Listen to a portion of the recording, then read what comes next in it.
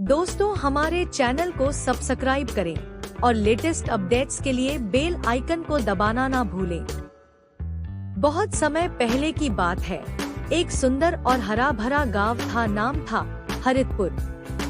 हरितपुर में छोटे छोटे खेत, नीले आसमान और रंग बिरंगे फूलों वाले बाग बगीचे थे। इस गांव में सबसे प्यारी चीज थी वहाँ के बच्चे। गांव के सारे बच्चे साथ खेलते, हंसते और तरह तरह की मस्ती करते। लेकिन सबसे बड़ी बात ये थी कि इन बच्चों को जानवरों से बहुत प्यार था। एक दिन गांव के पास के जंगल से एक बड़ा सा हाथी निकलकर गांव की तरफ चला आया। वो हाथी बहुत ही प्यारा था। उसका नाम था चंपक। चंपक भूला भटका गांव में आ गया था। उसकी सूंड लंबी, आंखें बड़ी बड़ी और चाल बेहद मजेदार थी। जैसे ही वो गांव में घुसा, सब लोग डर गए।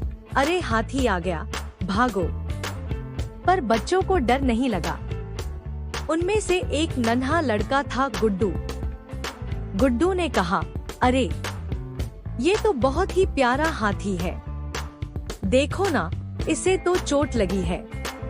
सच में चंपक के पैर में कांटा चुभा था। उसका एक पैर सूजा हुआ था और वह लंगड़ा कर चल रहा था।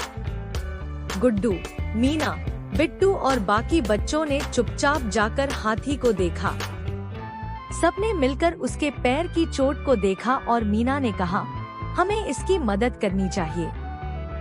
ये डरावना नहीं है, ये तो दुखी है। बच्चे दौड़कर अपने घरों से पानी, हल्दी और कपड़ा लाए। गुड्डू की दादी वैद्य थी। उन्होंने बच्चों को जड़ी बूटी दी।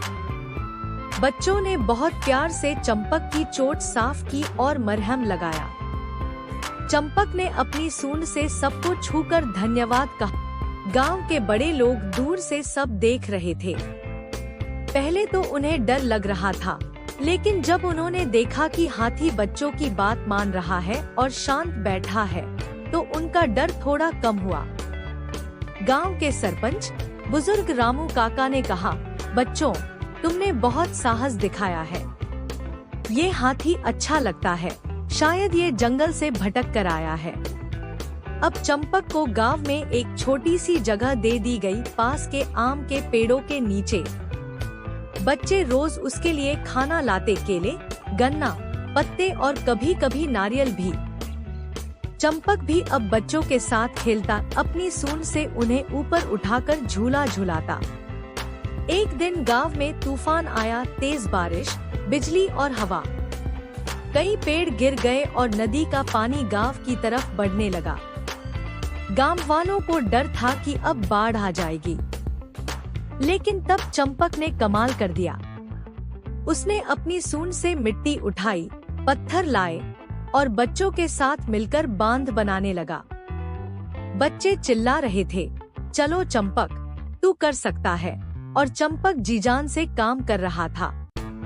धीरे धीरे बाकी गांव वाले भी मदद के लिए आ गए। सबने मिलकर नदी को रोक दिया और गांव बच गया। अब तो सब कहते, अगर चंपक नहीं होता तो हम कैसे बचते। उस दिन के बाद चंपक गांव का हीरो बन गया। बच्चों ने उसके लिए एक रंग बिरंगा हार बनाया और एक छोटा सा ताज भी। अब हर साल चंपक दिवस मनाया जाता, जिस दिन बच्चे और चंपक मिलकर एक बड़ा पिकनिक करते, खेलते, गाते और हंसते।